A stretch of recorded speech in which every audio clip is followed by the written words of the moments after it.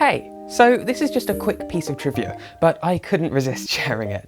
So unless you've been asleep in a shrine for the last 100 years, you'll have heard about Nintendo's incredible remake of Link's Awakening. Now, the original game came out on the Game Boy back in 1993, and it's my favourite entry in the Zelda series. Or at least it was, until this incredible thing came along. I mean, remember watching that direct when out of the blue they showed off the remake?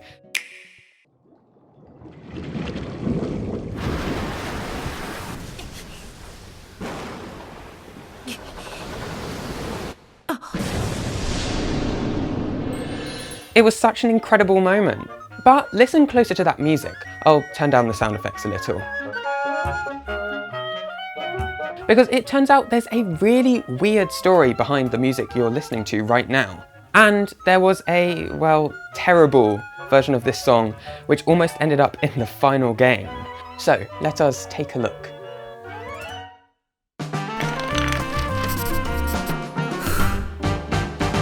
Hi there, welcome to Thomas Game Docs. So if we're going to talk about Link's Awakening's soundtrack, we first need to quickly jump back to the early 90s, when a couple of Nintendo developers were secretly starting work on a remake of the recently released A Link to the Past for the Game Boy.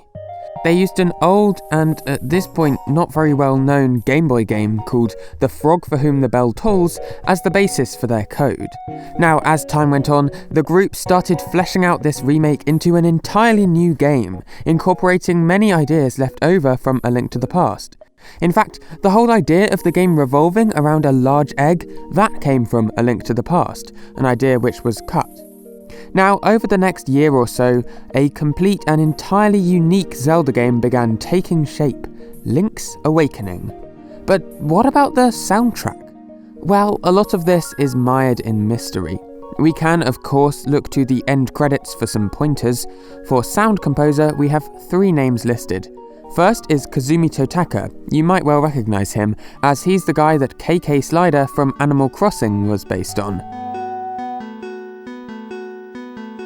Plus, he hides a little jingle inside every game he's worked on.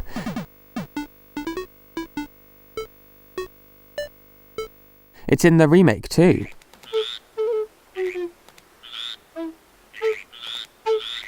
But what about the other names? Well, the first is someone called Minako Hamano, and the other is named Kozue Ishikawa. But who are these mysterious other composers? And who of the 3 was responsible for what? Well, luckily for us, Nintendo decided to give us a bit of a pointer.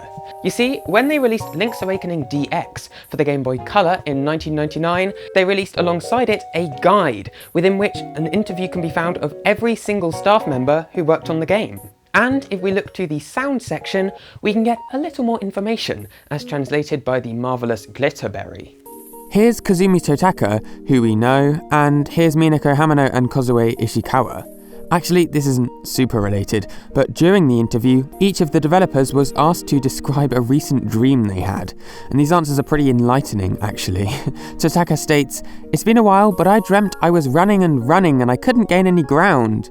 Sounds stressful. Kozue Ishikawa tells us, "Lately, I've been sleeping so soundly, I don't remember my dreams." And Minako Hamano explains, "I think I'm past the age for dreaming." But it's not just their dreams this interview tells us about. It actually reveals something much more enlightening. It turns out that their job titles, as written here, are different from the end credits sequence that we looked at earlier. Kozue Ishikawa is down for BGM composition, that's background music composition, and that checks out. Minako Hamano, though, is listed as BGM work. Now, I can't find what the original Japanese booklet said, so I'm at the behest of the translator here, but going by BGM work alone, I'm wondering if maybe she touched up the tracks rather than composing them fully? Or maybe she was also a composer, just like Kozue Ishikawa. It's hard to say. But what's really interesting is that for Kazumi Totaka, it says sound program and sound effects. In other words, Totaka didn't actually do any of the composing this time round. He was just in charge of typing up the data for the music which the other 2 composers composed. That and sound effects, anyway. Of course, that still leaves a lot up in the air. We get a little bit more information about a couple of the tracks from various soundtrack CDs Nintendo has released over the years, but for most of these songs, the composer is unknown and unknowable. Heck, the game's best-known song, Ballad of the Windfish, is left uncredited. Will we ever know who composed this landmark piece of music? It's looking less and less likely. But fast forward 2 decades, and Nintendo's new console, the Switch, was taking off like a kite in a hurricane. And at this time, an idea started brewing. What if a remake were developed of Link's Awakening, that weird Zelda game from the 90s? Grezzo, the development studio who had previously remade Ocarina of Time and Majora's Mask for the 3DS, was enlisted as the developer. However, this project would be on a completely different scale. Those older remakes were based on the original game's code and assets. Don't get me wrong, the remakes involved a huge amount of time, effort, and skill. But at their heart, Grezzo were touching up the older games to be suited for the newer system. This time round, they were starting from scratch. The original game was a 2D, 8-bit looking thing. There was no way to just spruce it up a little. It needed to be rebuilt from the ground up. Now, the game's producer was to be Nintendo's Eiji Aonuma, a man who has worked on more Zelda games than anyone else in the world. And before long, he and Grezzo started brainstorming this new game's art style. After trying a few experiments, they quickly settled on a sort of miniature diorama look for the game. As Aonuma put it himself, "When I played the original Game Boy version, it was a small screen and it felt like a small world, but very vast. And so it kind of had this tilt-shift perspective, and that's why I thought this diorama-like art style would be perfect for this." And with that decided on, Grezzo's remake finally started taking shape. And this is where the sound kicks in. Finally, it is time! Enter composer Ryo Nagamatsu, here to save the day. Now, you probably won't have heard of him, but if you have, it's most likely from his work on A Link Between Worlds for the 3DS. Not only that, he's worked on Mario Kart 8, Nintendo Land, which has a really underrated soundtrack, and Splatoon 2. Yeah, this guy knows his onions. And so, once development was well underway, he was brought in to rearrange the classic soundtrack from Hamano Ishikawa and a little bit Totaka. To start, Nagamatsu took a look at the game's title music. Here's how it sounds in the original game.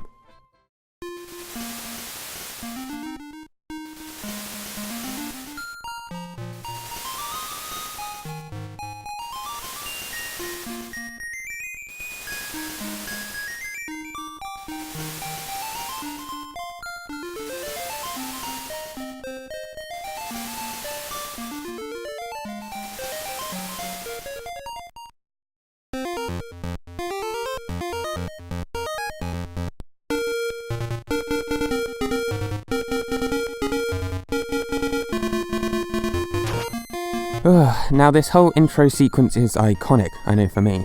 Watching it sends genuine chills down my spine, that's not an exaggeration. And so, Nagamatsu knew that this song was incredibly important to get right, not only for the sake of my own nostalgia, but also since it would dictate the vibe of the entire rest of the soundtrack. Alright, so how could he get started?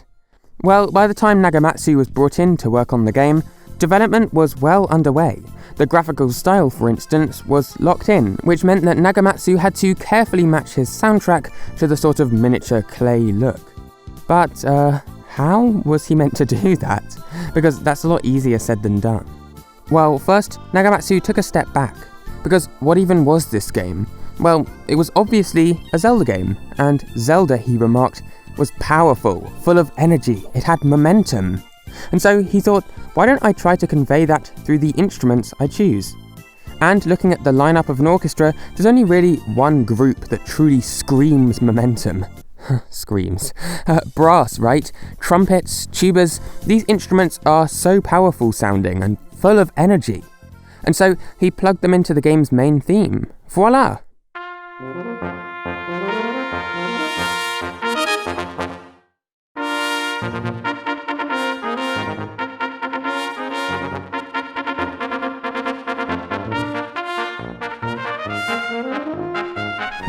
It didn't seem right somehow. Sure, brass was energetic, he thought, but this didn't seem to fit. But why?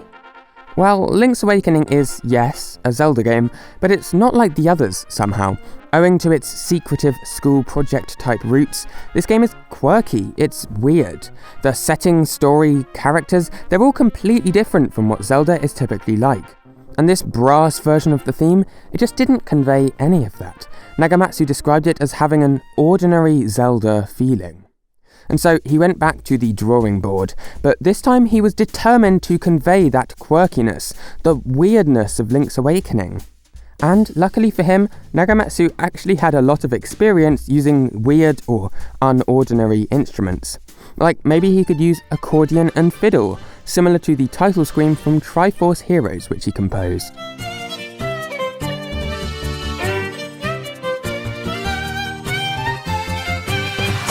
Or maybe something lighter, with recorders and a xylophone, similar to Nintendo Land, another soundtrack which he worked on.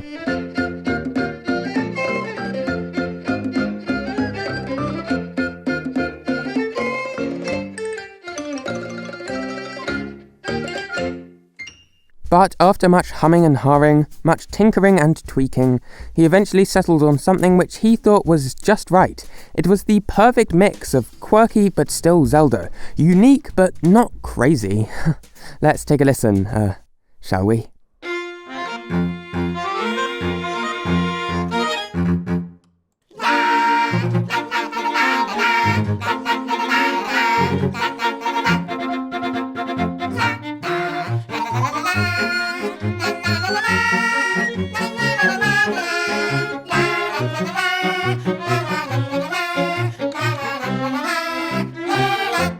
Oh, okay. Yes, this is definitely a song.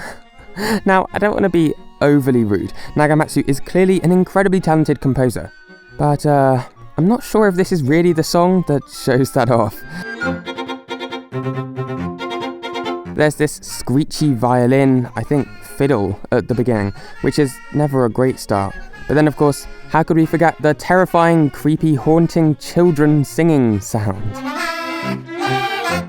And by the way, that is definitely meant to be children singing. The name of the file from Nintendo of Japan's website is title version child.mp3. So yes, this is definitely meant to sound like a choir of children. However, I suspect that what we're actually listening to is Ryo Nagamatsu himself pitched up a couple of octaves. I know for a fact that he provided his own Yuga voice for A Link Between Worlds, so it seems likely that he reprised his role here. Anyway, point is, I'm not a big fan of this, and I don't think Nagamatsu was either. And so, after much distress, I'm sure, he returned to the drawing board one final time. He needed quirky, sure, but maybe children singing wasn't the best way to convey that. And so, for this final attempt, he made use of the orchestra's most charming, I would say, group of instruments, the woodwinds. He figured that these instruments fit the teensy-wincy aesthetic better than any other. And so, after a little more fiddling and fine-tuning, he eventually ended up with the title theme that we're now so used to hearing. Take it away, Nagamatsu.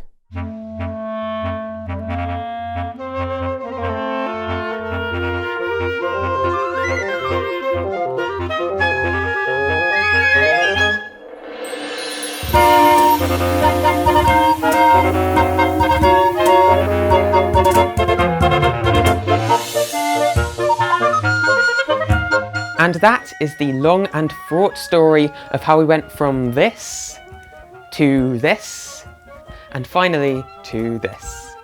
Thank you for watching all the way to the end. That's very kind of you. Follow me on Twitter at ThomasGdocs for updates on future videos, and just me as a person, I also exist. Plus you can subscribe to this YouTube channel, and that would be very nice of you if you want to see my future videos. Okay, see you next week, bye.